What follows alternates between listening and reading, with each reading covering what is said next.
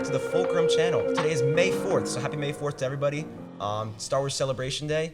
So my name is Sebastian, as always. I got my co-host Tyler. How you doing? I'm very well. I'm very, very happy it's May 4th. I know, it's a big day for us Star Wars fans, and we got a special occasion today. We got a yes. special guest with us today in the podcast. Aiden, how are you doing today? I'm good. How are you? Yeah. Not bad. How about you tell us a little bit about yourself? So I'm a freshman here at KW. Yeah. I'm on the swim team, big swimmer, and I'm a big Star Wars fan. You know, I've been a Star Wars fan since I was a little kid, and it's just become a passion and hobby of mine to collect information about it and talk about it as much as I can. All right, cool. Tyler, why don't you ask some questions? So, what is your first experience with Star Wars? Yeah. So my first experience with Star Wars was with my father. He was like a casual fan. He watched, the first 3 movies. You wouldn't say yourself as a casual fan, would you? Oh, no, I'm definitely a bit of a dork with Star Wars. Aren't we Same all? as us. Yeah. Yeah, I mean, there's nothing wrong with that. He was a casual fan, and he introduced me to them when I was like 5, 6, and we watched New Hope, and I remember the Death Star, and it was just crazy. It was mind-blowing to me. And that's when I really just fell in love with the fantasy of everything, and just kind of living in a different world that's really cool and really different. I mean, the anthology, it's all there. For sure, yeah. So, anyways, who's your favorite Star Wars character out of all of them? That's a difficult question, but I'd have to say Qui-Gon Jinn. He's my favorite. He was a very amazing Jedi. Yeah. Jedi Master, a bit more of a rebel than his Padawan would have liked, Obi-Wan, and the Council would like in general. Many times he would be on the Council. He just had different ideas, and he was a monk-like character. Discovered Anakin, followed prophecies, and I just really like his whole philosophy with the Force, and discovering different powers that no Jedi. He found out, at least he had a couple encounters with the Shaman of the Wills. Right. Yeah, he was the first one to be a Force ghost.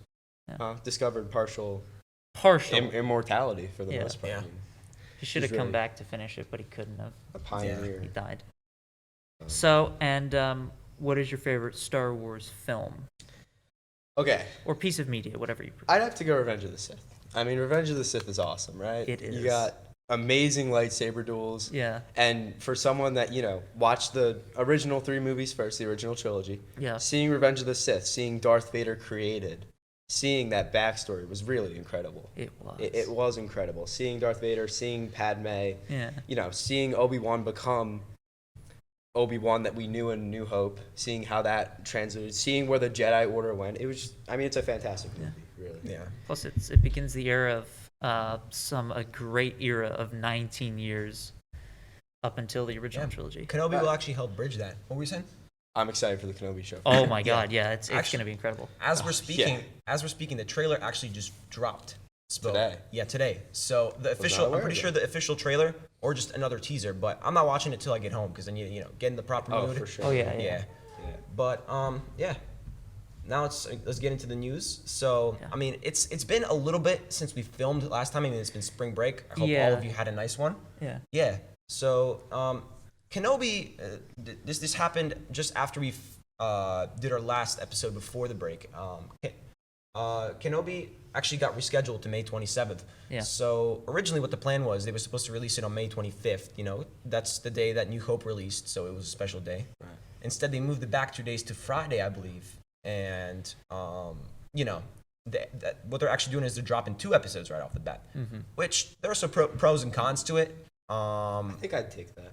Yeah. What do you guys think about that? Well, I think personally that's a good idea, but I'm also a little sad about just basically breaking date continuity in that respect. The but tradition. It's putting it back on the Friday schedule, which I like. Yeah, I personally, honestly, I prefer it on Wednesday. I don't mind staying up till like 3 a.m. to watch it drop.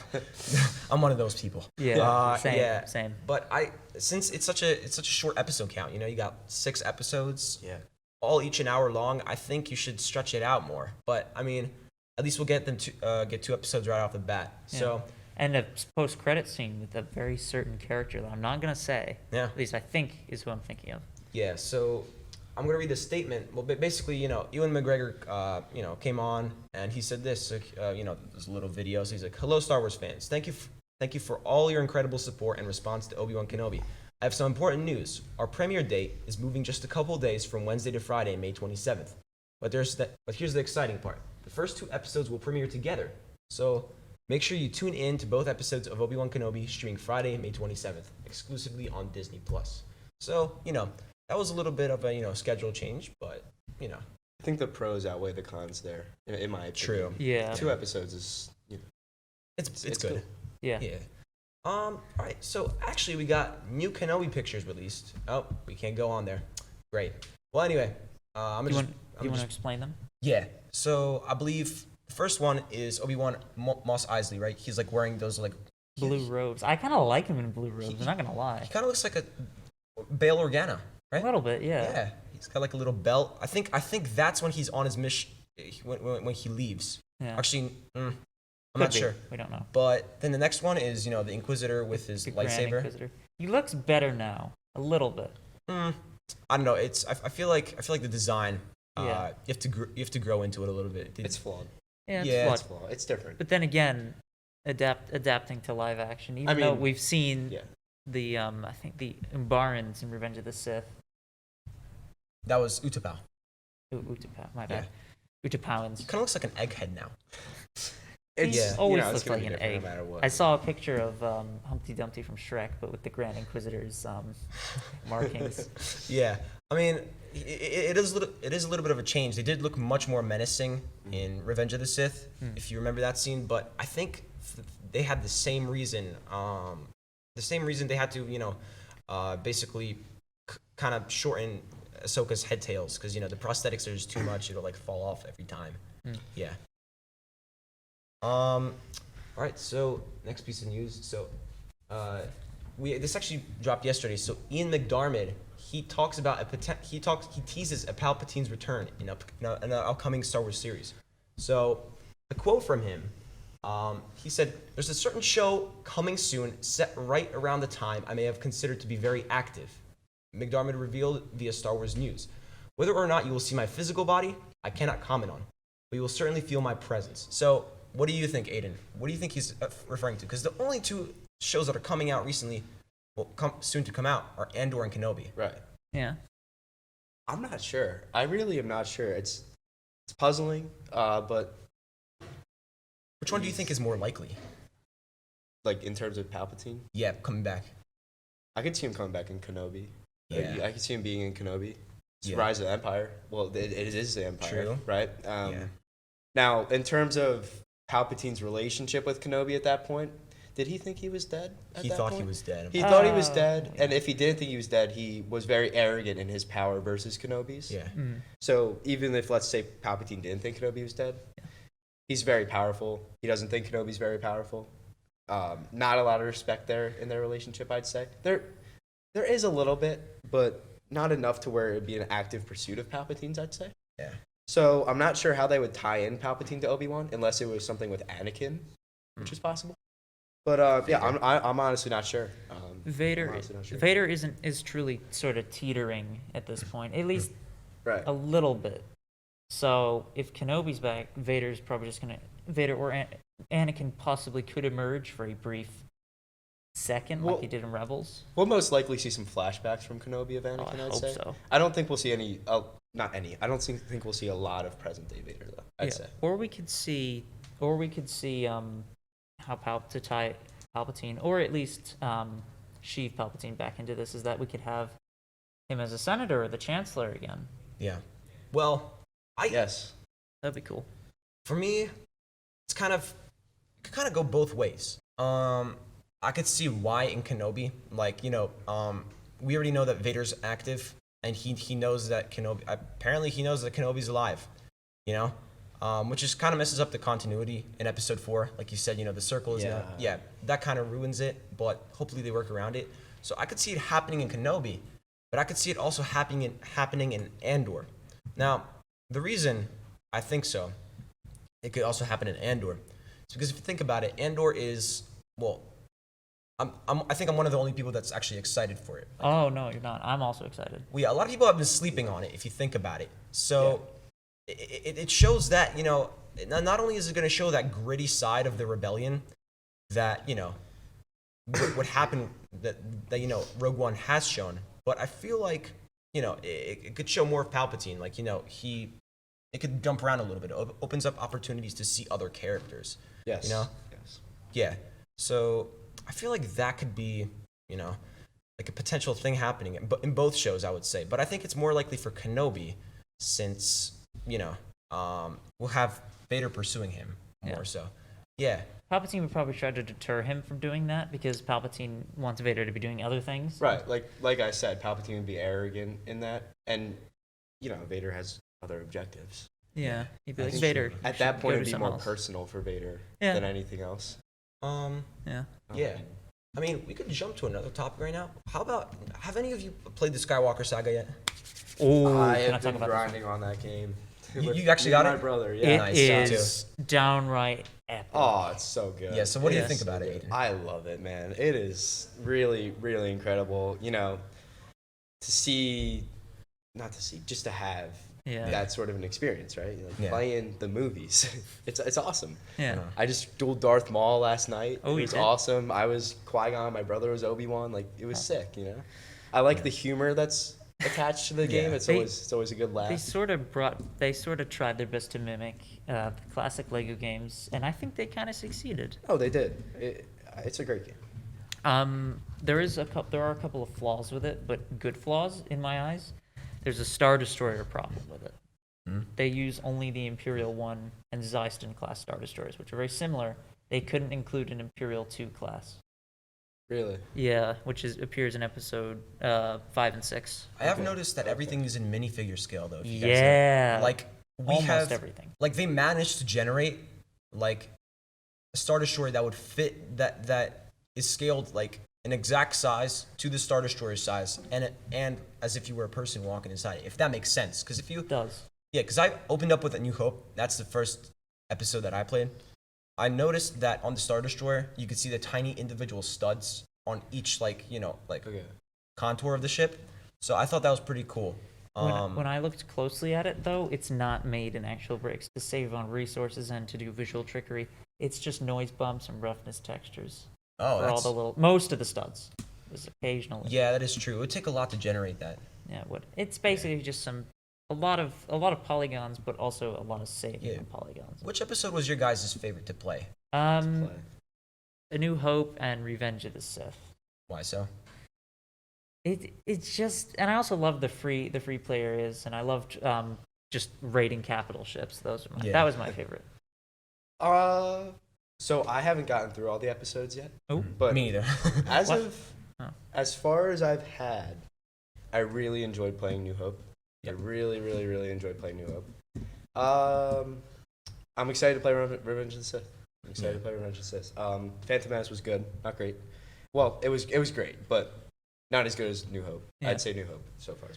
I'd say that Darth Maul getting to say Uccini was a little surprise that no one was expecting, but it was a welcome one. They like to add a little bit of the humor in. I mean, that's the classic Lego game thing, The humor is appreciated. It's always a good one. Mumble mode. Has anyone tried that out yet? I haven't tried it. No, neither have I. I think I'm gonna try it out Excited. on the second playthrough that I do, but I'm not even finished Return of the Jedi. You're not? No. Oh, there was a bug when I was playing it. There was Yeah. a big bug. There are a lot of bugs if you guys haven't noticed. The Yeah. cutscenes, for example, like the frame rate is very, very low on that. That's what I've noticed. No, I mean there's just lags. Like if you finish the level, have you? I've never experienced that yet. The Return of the Jedi. Yeah, when he's just spoilers. He's you're up close to him. He's blasting with Force lightning. The frames drop. Whenever you pause the game, Really? the frames go back to normal. But you couldn't. It was so bad that you couldn't really complete the quick time events. So I had to just do another episode. Well, I mean, what I think about it, personally, I like it a lot. It's just, what was I gonna say? Well, I forgot. Let me think for a second. Oh yeah, okay. So I really like the game. It's just for me, the main thing isn't during the cutscenes. Like the frame rate going low kind of takes you out of it, but at the same time it doesn't. I like it a lot. My favorite was to play A New Hope because because like not only is it my favorite episode, it kind of just like, you know, it's nice, and I like what they integrated with the whole open world thing, because this truly is an open world game. It's awesome. Yeah, like the only way you can make like they use that to their advantage, because if to those of you who haven't played it, there are kyber bricks. Kyber bricks basically help you, you know, upgrade your abilities. You know, just the more you collect them, that's the only way you can do it. So they place these kyber bricks around the open world, and that literally forces you to go around and collect them. Yeah, and explore. Mm-hmm. Which is surreal. Yeah, the structures are really well done in this game, I gotta say. Yeah. They're really nice. I mean, all right. Now that we're done with that kind of stuff, we can do our book recommendations. So, Tyler, do you want to start us off? I do. So I recently picked up the latter half of the War of the Bounty Hunters series. Here's one of them. One of them fell down about here, and the stormtrooper survived. But it's basically what happens. I don't have the entire series at the latter half, like I said, but it's basically the entire time of what was going on with Han Solo when he was a Carbonite. It's kind of like Hot Potato. It's really funny. Oh yeah, he gets passed around a lot. Oh yeah, it does. Yeah. Okay, so my book, it's an old Legends book actually. Shadows of the Empire. So you got it right here. Essentially, I'll read you the blurb. It is a time of crisis. Han Solo, frozen in Carbonite, is being taken to the vile gangster Jabba the Hutt. As Princess Leia mounts a rescue mission, including Luke Skywalker, Lando Calrissian, and a brilliant young pilot, Darth Vader pits himself against a cunning and ruthless rival. Yeah, so basically, that's not the whole blurb, but you know that rival is Prince Xizor. He's this Faline. They're like a reptilian species. You know, very similar to the Chiss. They're very good looking. Okay. Similar to the Chiss, they're you know, they have good facial structure. He's kind of like a crime lord. He's essentially the third most powerful being in the galaxy. Oh. I think pretty sure he's Black Sun's leader. Oh. Yeah. So he kind of pits his resources against Vader's, because what he's trying to do is he's trying to take Vader's spot for some reason. He wants to win Palpatine's favor and eventually kill Palpatine, because, you know, like all money hungry people in the galaxy that have power, he's trying to be the leader. Yeah, so that's basically what it is. Aiden, do you have a book recommendation? I didn't bring a book with me, but one of my favorite books would be a book called Master and Apprentice. Oh, nice. About Obi-Wan and Qui-Gon. You know, just their developing relationship leading up to a Phantom Menace. Yeah. Great backstory on two of my favorite characters. You know, and I just really like it. You know, two great Jedi, great storyline, and it's fantastic to read before watching Phantom Menace. Yeah, I actually recommended that I think an episode or two ago. I think it was a couple episodes ago. Book. I have the book myself. It's very good. Yes. You'll have to lend it to me. Yeah. We also brung our lightsabers. So I'll start off with mine really quick. This is just like a little prop thing that we did. But this essentially is this is a generic saber. I got it from Crimson Dawn. It's a saber company. It's got 7 different sound fonts. You know, Obi-Wan, Luke, Moff Gideon, the dark saber. Yeah, it's really cool. It's nice. It detects your motion. Very elegant. Yeah, I know. It's very sleek, which I appreciate a lot. Yeah, Tyler, what about yours? So mine is a Chosen One CE. It's meant to resemble Darth Vader. It looks more like the ESB version of his lightsaber, and also sort of pulls from Revenge of the Sith with the Convatec clip and the missing D-ring here. But I really like it because Vader is my favorite character, so I thought, why not get this? And it's a really, really fun lightsaber to have. What's yours? So mine's a fairly basic Ultra Sabers lightsaber. Yeah. Really simple hilt, but yet elegant. It's a great hilt, I will say. I like it. It's based a little bit off of Qui-Gon Jinn's lightsaber, who's my favorite. Not too close, but a little bit. Put my own spin on it with the ignition emitter, and it's a great lightsaber. I got blue because I believe that was what my kyber crystal would be, and just a great little lightsaber. I really like the way I put my own spin on it while using my favorite characters. Yeah. You know, we should do like a lightsaber cheers, like a clink. You want to do that? All right. At the end, but yeah. Unfortunately, you guys can hear the people leaving in the background. The bell just rung, but yeah, we got to wrap it up. Aiden, thank you for coming. Thank you for having me. it means a lot to have people come onto our podcast. So if you want to, please approach us. Can't hurt.